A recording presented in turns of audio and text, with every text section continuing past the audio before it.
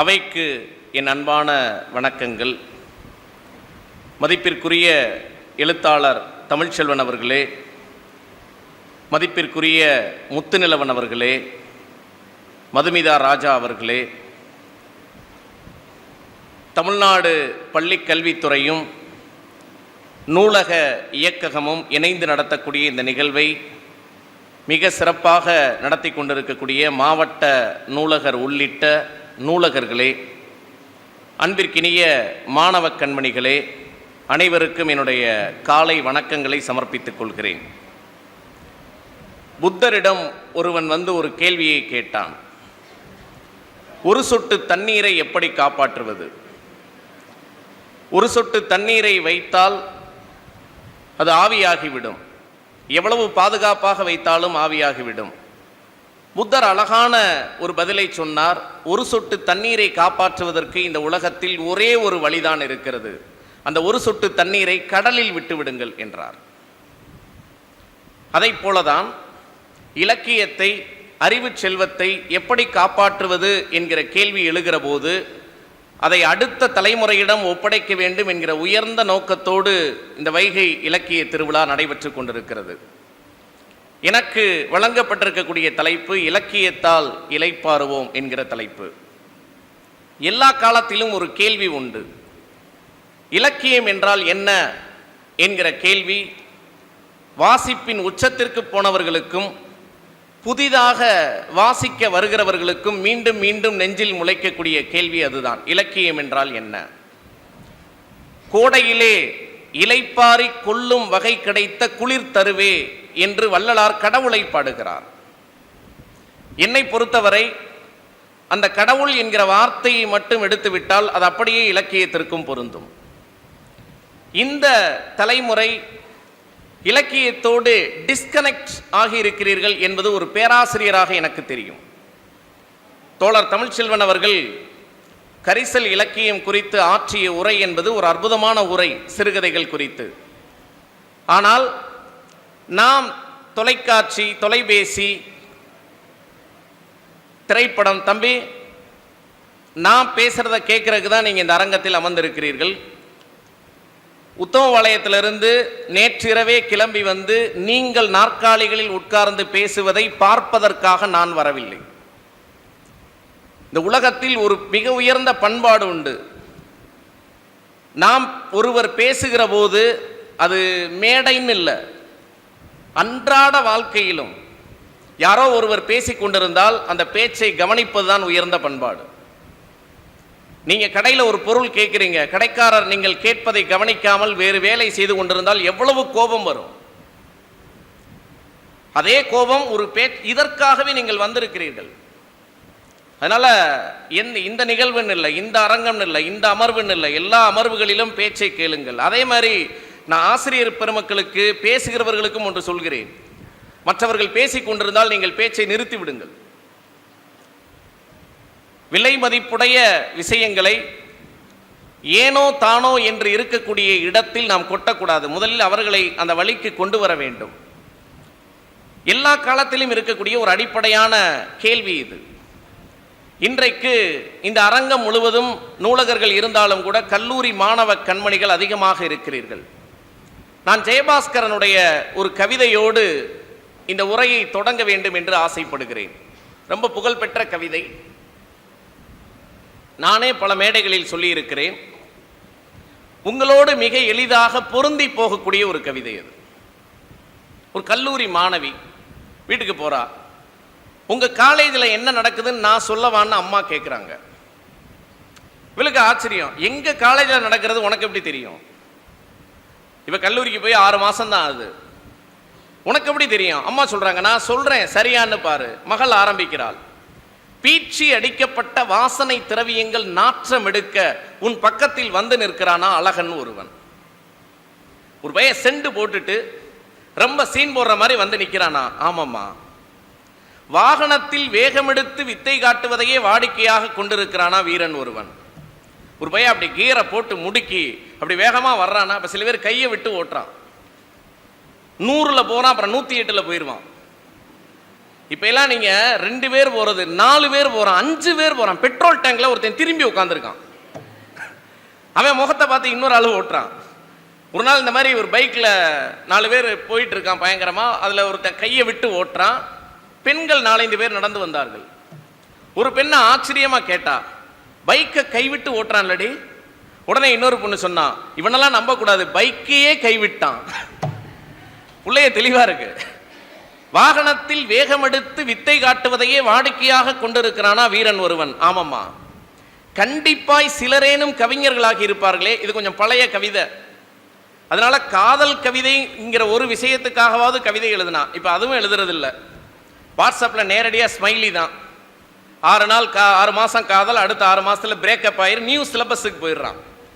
வாகனத்தில் கண்டிப்பாய் சிலரேனும் கவிஞர்களாகி இருப்பார்களே. ஆமாம்மா, என்னை தவிர வேறு எவனோடும் பேசாதே என்று ஒரு பெருந்தன்மையாளன் பாத்தி கட்டி இருப்பானே.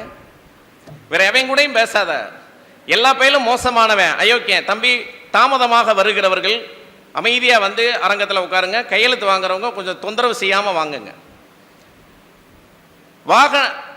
என்னை தவிர வேறு எவனோடும் பேசாதே என்று ஒரு பெருந்தன்மையாளன் பாத்தி கட்டி இருப்பானே. ஆமம்மா, ஆசிட் வீசப்போவதாக ஒரு அருங்குணன் அறிவித்திருப்பானே. ஆமம்மா, தாத்தா வழியாக தனக்கு வந்து சேர்ந்த சொத்து விவரங்களை எல்லாம் சொல்லி நிமிர்ந்தான் அல்லவா செல்வந்தன் ஒருவன். ஆமாம்மா, மகளுக்கு ஆச்சரியம்.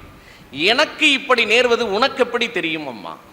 அம்மா சொன்னால், இவர்களது அப்பன்களை கடந்துதான் உனது அப்பனுக்கு மனைவியானேன் மகளே. கை தட்டலாம்.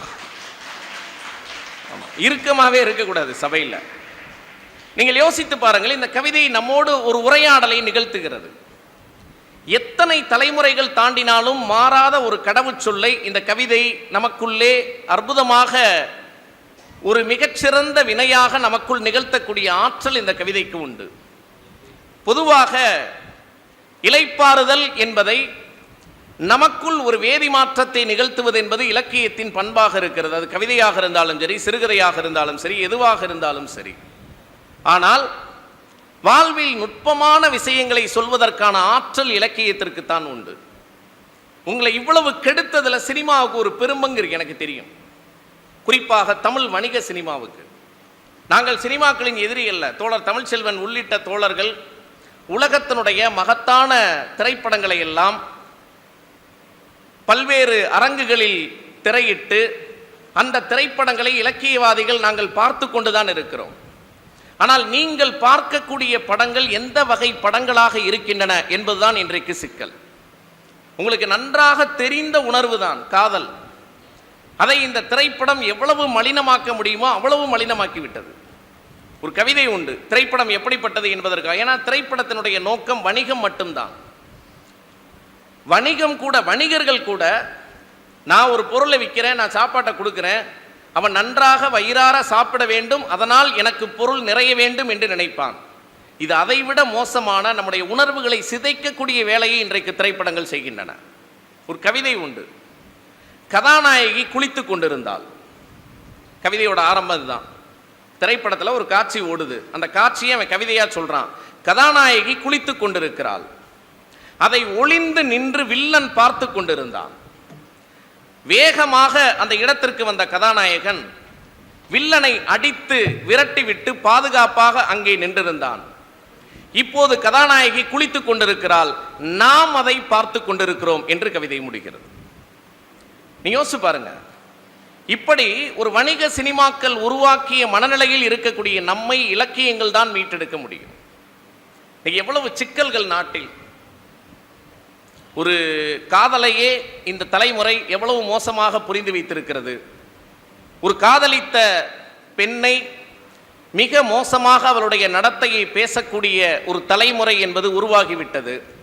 அந்த அடிப்படையான நுண்ணுணர்வையே சரியாக புரிந்து கொள்ள முடியாத சூழலில் இன்றைய இளைஞர்கள் இருக்கிறார்கள். எல்லாத்தையும் கிரிஞ்சுன்னு சொல்லக்கூடிய ஒரு இடத்திற்கு நாம் வந்து நகர்ந்து விட்டோம். உன்னதமான உணர்வுகள், மகத்தான உணர்வுகள், இப்படிப்பட்ட எல்லா பேருணர்வுகளையும் சர்வசாதாரணமாக கிரிஞ்ச் என்று கடந்து விடுகிறோம். சங்க இலக்கியத்தில் ஒரு பாடல் உண்டு. வினை முடிந்து தலைவன் ஊருக்கு திரும்பி வருகிறான். அப்படி வருகிற போது வேகமாக வருகிறான். நீங்க எப்போதுமே அவன் கிளம்பி போனதை விட திரும்பி வருகிற போது வேகம் அதிகமாகத்தான் இருக்கும். நீங்கள் உங்கள் வாழ்க்கையில யோசிச்சு பார்க்கலாம். ஒரு வெள்ளிக்கிழமை மாலை என்பது குதிரையை போல் நகரும், ஒரு திங்கட்கிழமை காலை என்பது நத்தையை போல் நகர்ந்து வரும். ஏன்? இது கல்லூரிக்கு வரணும், அது 2 நாள் விடுமுறை என்பது. இப்போ உனக்கு தலைவியை பார்க்கணும், ரொம்ப வேகமாக போகணுங்கிற ஆசை. தேரோட்டிக்கு இவன் மனநிலை தெரியும். அதனால என்ன பண்றான்னா, வேகமாக அந்த அந்த தேரினை ஓட்டி கொண்டு வருகிறான். குச்சி எடுத்து அப்படி குத்துறான். இவன் பின்னாடி அமர்ந்திருக்கிறான். அந்த தேர் மிக மிக வேகமாக வந்து கொண்டிருக்கிறது. அப்படி வருகிற போது இவன் வேடிக்கை பார்க்குறான். இவனுக்கும் சீக்கிரம் போகணுங்கிற ஆசை. நிறைய மலர்கள் அங்கே பூத்து கிடக்கின்றன. அந்த மலர்களுக்குள் 2 வண்டுகள், ஒரு ஆண் வண்டு ஒரு பெண் வண்டு, 2 வண்டுகள் காதல் செய்கின்றன. 2 ஒன்னோடொன்னு ஒட்டி இருக்கு. இந்த தேர் சக்கரத்தில் நிறைய மணிகளை கட்டி இருக்கிறார்கள். இந்த தேர் வேகமா போகிற போது அந்த மணி சத்தம் இடுகிறது. இந்த மணி சத்தத்தை கேட்டு தொந்தரவான வண்டுகள், சேர்ந்திருந்த வண்டுகள் 2ம் பிரிகின்றன. அவனுக்கு அடுத்த செகண்டே ரொம்ப வருத்தம். சேர்ந்திருந்த வண்டை பிரிச்ச பாவத்துக்கு நம்ம ஆளாயிட்டமே. உடனே அந்த தேரோட்டியை சொல்றான், வண்டியை வேகமா ஓட்டு, ஆனால் அந்த மணிகளை கலட்டி விடு. மணினா ஆர்த்த மாண்பினை தேரன் என்கிற வரியால் சங்கப்புலவன் அதனை குறிப்பிடுகிறான். நீங்க யோசிச்சு பாருங்க, என் காதலுக்காக ஒரு வண்டின் காதலை கூட தொந்தரவு செய்யக்கூடாது என்கிற மனநிலையை நாம் இலக்கியத்திலிருந்து தான் உணர முடியும். ஆனா நீங்க காதல்னு நம்ம பேசுறோம், எல்லோருடைய வாழ்க்கையும் இப்படி ஆசீர்வதிக்கப்பட்டதாக இல்லை. இங்க இருக்கக்கூடிய பிள்ளைகளின் முகங்களை, அவர்களுடைய உடல் தோற்றங்களை பார்க்கிற போதே நீங்கள் எப்படிப்பட்ட சூழலில் இருந்து வாழ்க்கையில் சாதிக்க வேண்டும் என்பதற்காக வந்திருக்கக்கூடிய பிள்ளைகள் என்பதை என்னால் உணர முடிகிறது. உங்களுடைய வாழ்க்கை, எழுத்தாளர் தமிழ்ச்செல்வன் அவர்கள் சொன்னதைப் போல, இந்த எளியவர்களின் வாழ்க்கை ஏராளமாக இலக்கியங்களில் பதிவு செய்யப்பட்டிருக்கிறது. உங்களில் எவ்வளவு பேருக்கு அவரை தெரியும்னு தெரியல. கண்மணி ராசா நேற்று வந்திருப்பாருன்னு நினைக்கிறேன். விருதுநகரை சேர்ந்த ஒரு அற்புதமான ஒரு கவிஞன். இந்த கண்மணி ராசா லட்சுமி குட்டி என்கிற ஒரு அற்புதமான தொகுப்பினை எழுதியிருக்கிறார். எல்லோரும் படிக்க வேண்டிய ஒரு தொகுப்பு. அதுல நமக்கு இந்த உலகத்திலே ரொம்ப கஷ்டமானது விஷயம் என்ன தெரியுமா? கொடிது கொடிது வறுமை கொடிது, அதிலும் கொடிது இளமையில் வறுமை என்கிற வார்த்தைகள்லாம் நம்ம கேள்விப்பட்டிருப்போம். நாம குடியிருக்கிற வீட்டை, நாம அன்றாடம் புழங்குகிற வீட்டை, நாம் பயன்படுத்துகிற வீட்டை நம்முடைய வீடு என்று சொல்ல முடியாத ஒரு நிலையை விட சோகம் இந்த உலகத்தில் எதுவும் கிடையாது. ஹவுஸ் ஓனர்னு வேற ஒருத்தரை காட்ட வேண்டியது இருக்கும். அது ரொம்ப அழகா போற போக்கில் ஒரு கவிதையில் கண்மணி ராசா எழுதி இருந்தார். மணிகண்டன் வீட்டுக்கு மணிஸ் இல்லம், ஐஸ்வர்யா வீட்டுக்கு ஐஸ் ஹவுஸ். இதெல்லாம் அந்த லட்சுமி குட்டியோட கூட படிக்கிற பிள்ளைங்க. லட்சுமி குட்டி சொல்லுது, மணிகண்டன் வீட்டுக்கு மணிஸ் இல்லம், ஐஸ்வர்யா வீட்டுக்கு ஐஸ் ஹவுஸ், சீனிவாசனுடைய வீட்டுக்கு ஸ்ரீனிவாஸ் என்று பெயர் வைத்திருக்கிறார்கள். நம் வீட்டுக்கு மட்டும் ஏன்பா ஏன் பெயர் இல்லை? இந்த கேள்வியை கேட்ட உடனே அப்பா நினைக்கிறாரு, அடுத்த முறை வாடகைக்கு வீடு பார்க்கிற போது இவள் பெயருள்ள வீடாக பார்க்க வேண்டும். இதுல ஒரு வழி இருக்குல்ல. இந்த வழியை சொந்த வாழ்க்கையில் அனுபவிக்கிறவர்களுக்கு இந்த கவிதை கண்ணாடி. சொந்த வாழ்க்கையில் அனுபவிக்காதவர்கள் இந்த கவிதையை படிக்கிற போது இந்த கவிதை நம் கரம் பற்றி வேறொரு உலகத்தை காட்ட முயல்கிறது. ஒரு பெரிய செல்வந்தர் குடும்பத்தில் பிறந்த ஜென்னி தானே மார்க்சினுடைய தத்துவத்துக்காக எல்லாவற்றையும் துறந்துவிட்டு மார்க்ஸோடு வந்தார். ஒரு பெரிய செல்வந்தர் குடும்பத்தில் சமூகத்தால் மதிக்கப்படுகிற சாதையில் பிறந்த ஈவே ராமசாமி தானே கையில் மூத்திர சட்டியை பிடித்துக் கொண்டு சூத்திரன் என்கிற இழிவை நீக்காமல் விடமாட்டேன் என்று போராடினார் என்றால், இந்த சமூகத்தில் இருக்கக்கூடிய வழியை நாம் உணர்கிற போது நாம் வேறொன்றாக உருமாறுவோம். அது கிட்டத்தட்ட சித்தார்த்தன் புத்தனாகிற தருணம். அந்த தருணத்தை, அந்த விழிப்பை உங்களுக்கு இலக்கியம் தான் தர முடியும். இன்னொரு அற்புதமான கவிதை உண்டு, மனுஷியபுத்திரனுடைய கவிதை. இந்த பண்டிகைக்கு முதல் நாள் அவனுக்கு குழந்தைக்கு ட்ரெஸ் எடுக்கிறதுக்கு காசு இல்லை. யாரோ ஒருத்தட்ட போய் கேட்குறான். நம்ம எப்போதுமே சமூகத்தில் சில விதிமுறைகளை வச்சிருப்போம். இதுன்னா தான் காசு தருவேன். நமக்கு வேண்டிய ஒருத்தர், தெரிஞ்ச ஒருத்தர் ஏதோ ஒன்றுக்காக கேட்கிறார் அப்படின்னா எதுக்குன்னு கேட்போம். அப்போ ட்ரெஸ் எடுக்கன்னா நிறைய பேர் காசு தர மாட்டான். அதனால நம்ம வழக்கமாக ஒரு பொய், எப்போதும் வைத்திருக்கக்கூடிய ஒரு பொய் உண்டு.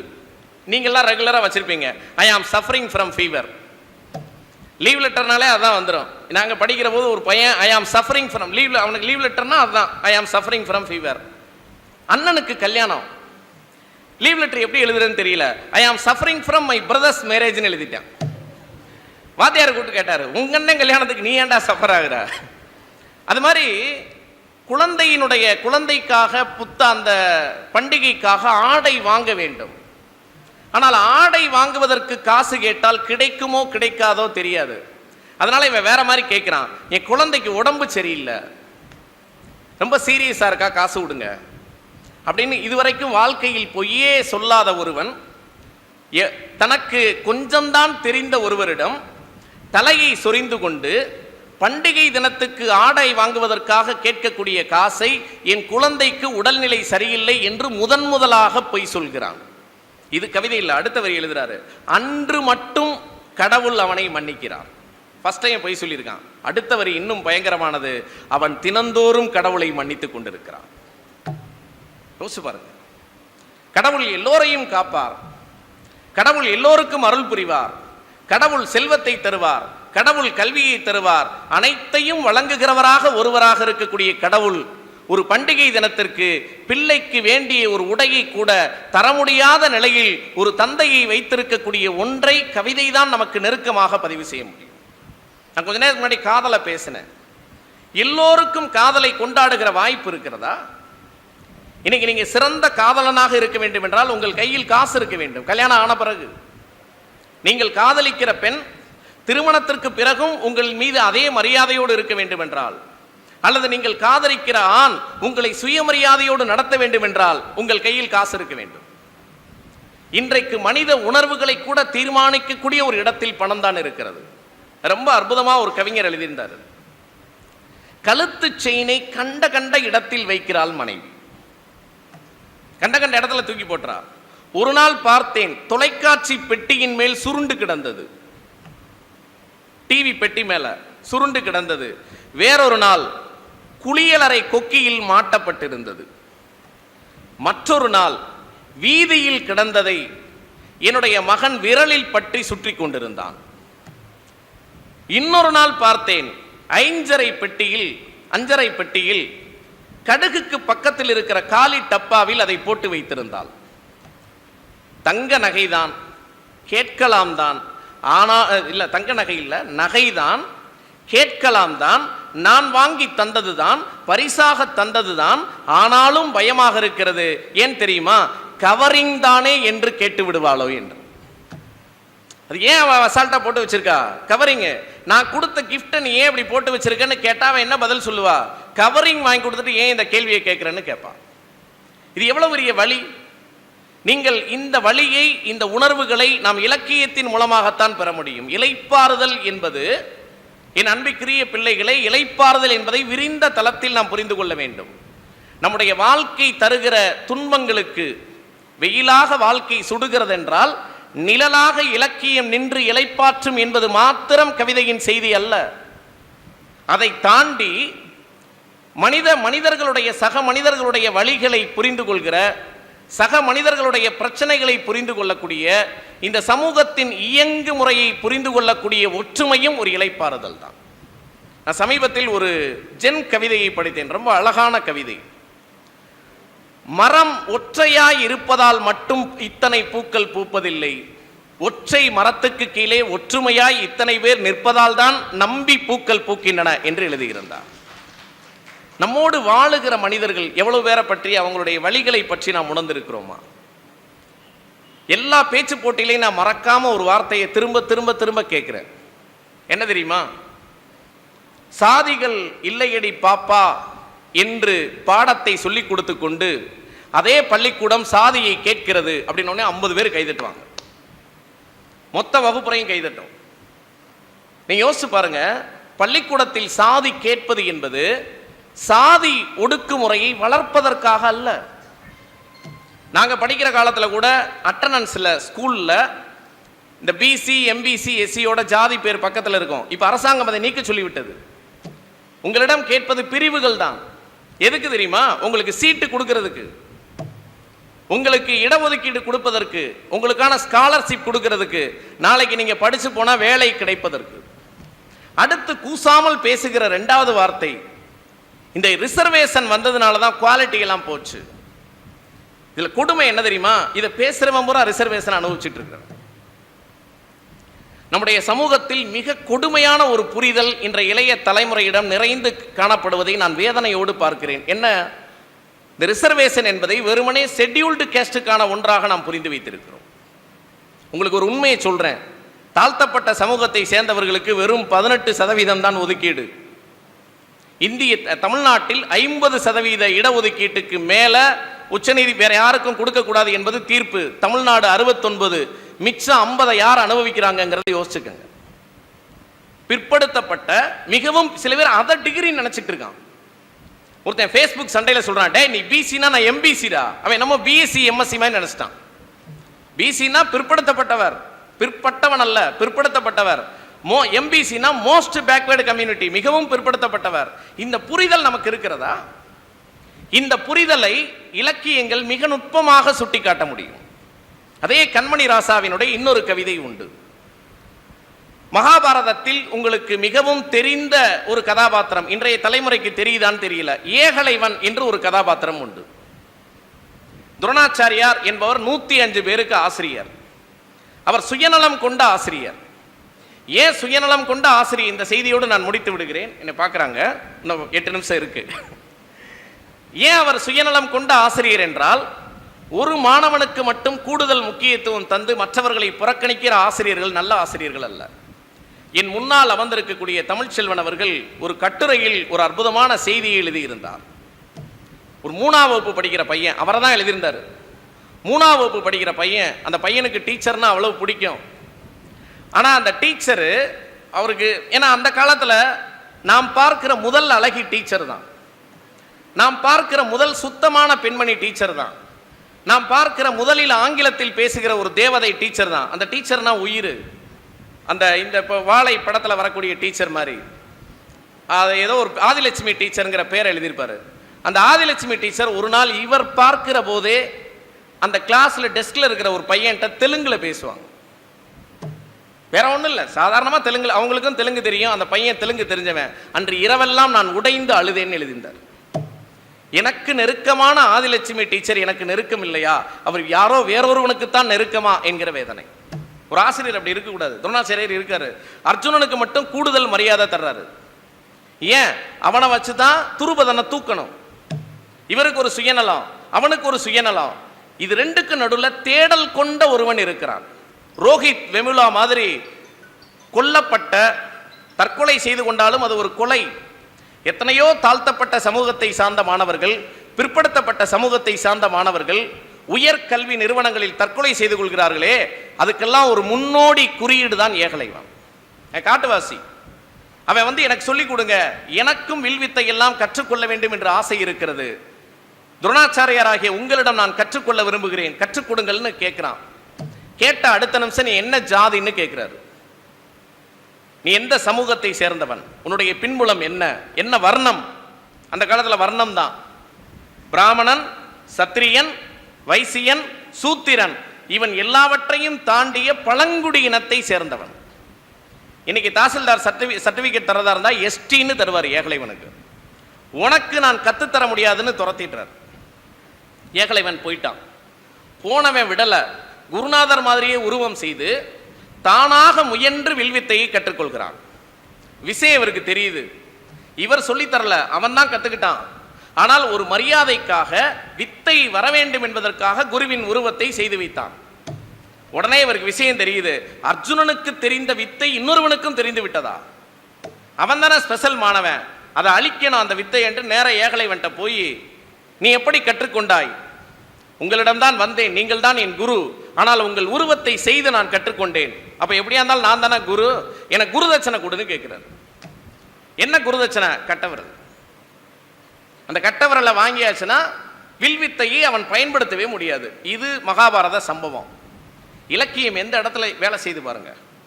மகாபாரதமும் ஒரு இலக்கியம் தான்.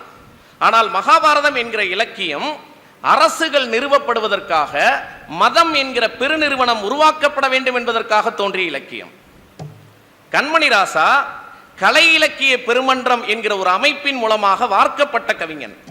இதே வச்சுக்கிட்டு அவன் ஒரு செய்தி எழுதுறான். ஏகலை வன்ட்ட பேசுறான், வா ஏகலை வா, கலங்காமல் வா ஏகலை வா, கண்ணீரை துடைத்து விட்டு வா ஏகலை வா, வில்லையும் அம்பையும் அவர்களிடமே கொடுத்து விட்டு வா ஏகலை வா. ஏன் தெரியுமா? கணினி இயக்குவதற்கு கட்டை விரல் தேவையில்லை. யோசிச்சு பாருங்க. ஒரு பல நூற்றாண்டுகளாக ஒரு சாதிய சமூகத்தில் நிலை பெற்று விட்ட விஷயத்தை இன்றைக்கு நவீன கல்வி எந்த புள்ளியில் அசைத்திருக்கிறது என்கிற ஒரு நுட்பமான விஷயத்தை இந்த கவிதை அழுத்தமாக சொல்கிறது. எனவே பிள்ளைகளே, நீங்கள் எல்லா விதமான இலக்கியங்களையும் வாசியுங்கள். இந்த உலகத்தில் தரமான கிளாசிக்குகள் இருக்கின்றன, நீங்கள் வாசிக்க வேண்டிய நுட்பமான கவிதைகள் இருக்கின்றன, நீங்கள் கொண்டாட வேண்டிய கவிஞர்கள் இருக்கிறார்கள், மகத்தான சிறுகதைகள் கொட்டி கிடக்கின்றன. அதை நீங்கள் வாசிக்கிற போது கண்டிப்பாக நீங்கள் வேறொருவராக மாறுவீர்கள். கடந்த தலைமுறை பிள்ளைகள் அவர்களுடைய 1000 குறைபாடுகளை தாண்டி வாசிப்பின் ஏதோ ஒரு வாசம் அவர்களை தொட்டது. நீங்கள் இன்றைய தலைமுறை விழுமியங்களை கைவிட்டிருப்பதற்கான மிக முக்கியமான காரணம், நாம் இலக்கியத்தை விட்டு தூரமாக இருக்கிறோம். இலக்கியத்தால் என்ன பயன் என்கிற கேள்வியை சர்வசாதாரணமாக படித்தவர்கள், இளைஞர்கள் கேட்கக்கூடிய ஒரு காலகட்டத்தில் நாம் வாழ்ந்து கொண்டிருக்கிறோம். நம்முடைய மரபு என்பது 2500 ஆண்டுகளாக அறுபடாத மரபு. ஒரு வள்ளுவன் போன்ற ஒருவன் நாம் பெருமிதமாக சொல்ல முடியும், இந்த உலகத்தின் எந்த நிலப்பகுதியிலும் சமகால புரிதலுக்கு ஏற்பவும். இப்ப பல இலக்கியங்கள், மகாபாரதம் உன்னதமான இலக்கியம்தான், ஆனா இன்றைய பார்வையில் வாசித்து பார்த்தால் நம்மை சிக்கலாக்குகிற, நம்முடைய வாழ்வின் இருப்பை கேள்விக்குள்ளாக்குகிற பல பகுதிகள் அந்த இலக்கியங்களில் உண்டு. ஆனால் 2000 ஆண்டுகள் ஆன பிறகும் கூட பெண் தொடர்பான ஓரிரு விஷயங்களை தவிர இன்றைக்கும் உலக பொதுமுறையாக நீடிக்கக்கூடிய வள்ளுவத்தின் பாதையில் வந்தது தமிழ் இலக்கியம். அந்த தமிழ் இலக்கியத்தின் நவீன இலக்கியத்தையும் மரபார்ந்த இலக்கியத்தையும் இன்றைய தலைமுறை கண்டிப்பாக வாசிக்க வேண்டும்.